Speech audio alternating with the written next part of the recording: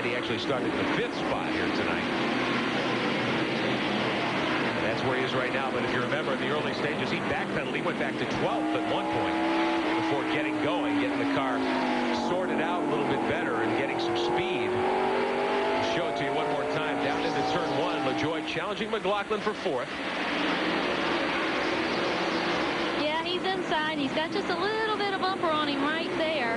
But it's not going to work out for him because Mike holds on, and then he has to move up to miss those bumps. And next thing you know, that position is not gained.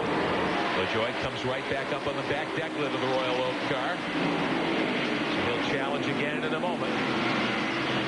You got Mike Dillon up ahead in 2nd, the 17 of Kent's at 3rd. Then you got McLaughlin and LaJoie. So 4 cars are nose to tail for 2nd spot as they move around the Joe Bessie machine. Bessie had gotten into the wall earlier tonight, so he's off the pace, a couple of laps down. 38 laps to go. Mike Hogwood, how is the tire strategy playing out on pit road for these teams? Well, it's questionable whether Elliott Sadler can hold on to this lead. His tires have 30 more laps on them than the other guys. And Mike Dillon just took right sides on. The guy with the freshest tires is the 34 car of Mike McLaughlin. Watch him late in the race. Randy LaJoie looking ahead at McLaughlin as they battle it out for 4th. Kenseth and the 17 is 3rd. Less than 40 laps to go at Myrtle Beach. You're live on pt.8 Motorsports with the NASCAR Busch Series. We'll be right back. Be sure to race into the all-new official store of NASCAR. It's NASCAR Thunder, now open in Atlanta, Winston-Salem, Knoxville, Dallas, and Cincinnati.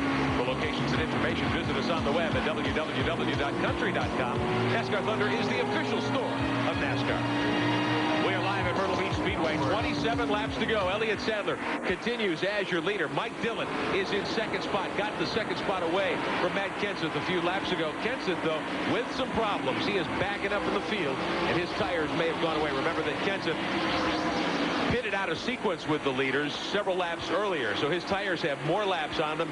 Here he is slipping up high, up in turn 3. Well, I don't know. Part of his problem, I think, was the 38 car, but I have to tell you, 25 laps to go. Matt was starting to hold everyone up.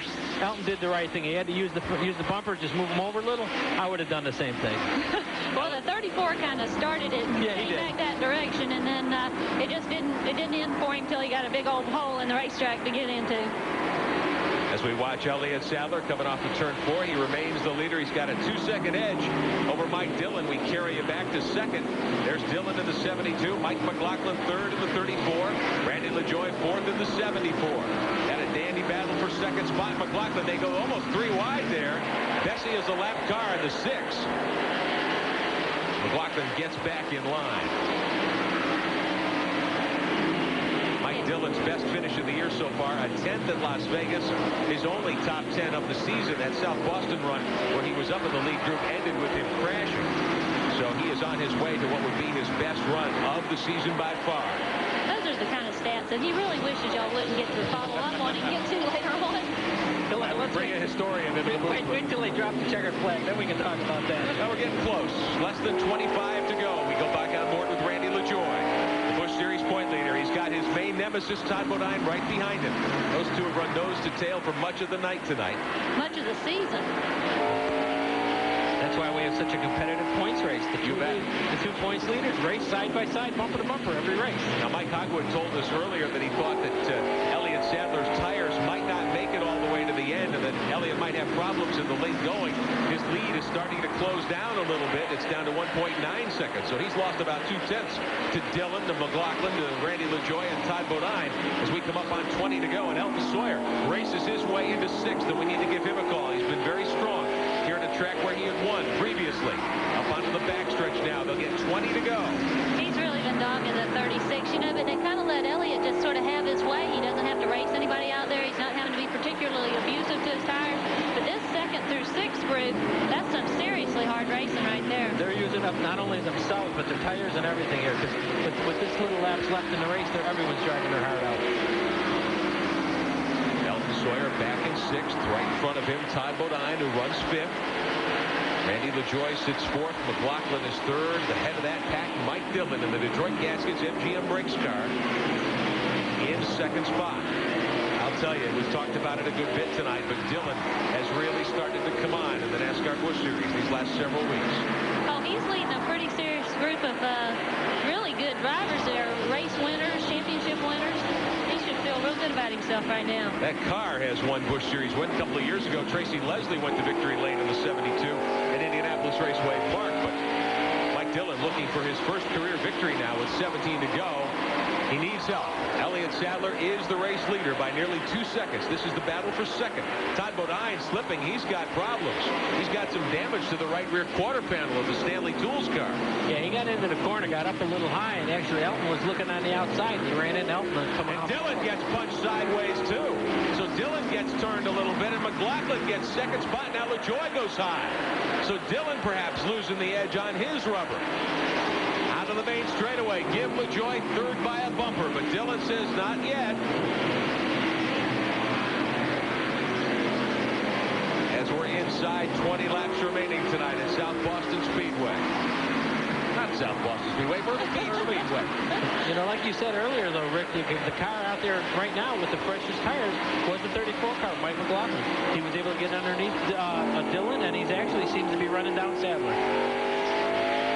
Back from the machine of Randy LaJoie. Mike McLaughlin sitting in second spot now. But the lead for Elliott Sadler back to 2.1 seconds. Sadler down into 1 as McLaughlin just crosses the stripe.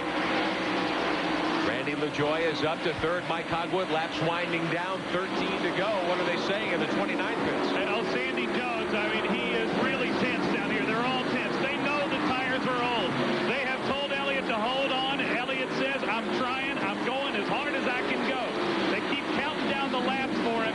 He knows the story. He knows the situation. There's tension here.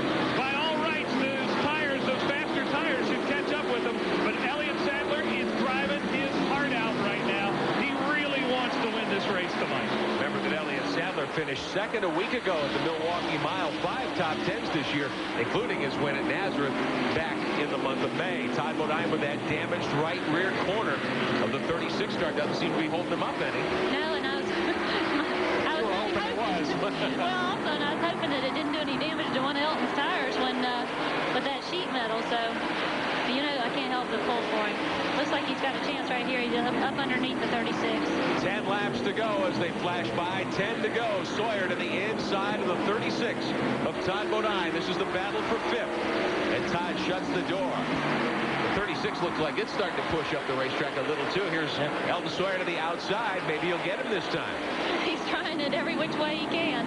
Randy LaJoie, meantime, takes a look inside. Mike McLaughlin for second spot. Can't do it. And neither can Sawyer make the move on Todd Bodine. There's the battle for second on the back straightaway.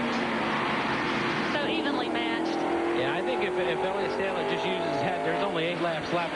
I think he's got a big enough lead right now that the second and third place cars aren't going to be. If they can run him down, I don't think they'll be able to pass him. All he needs to do is just keep a smooth line for 7.5 more laps.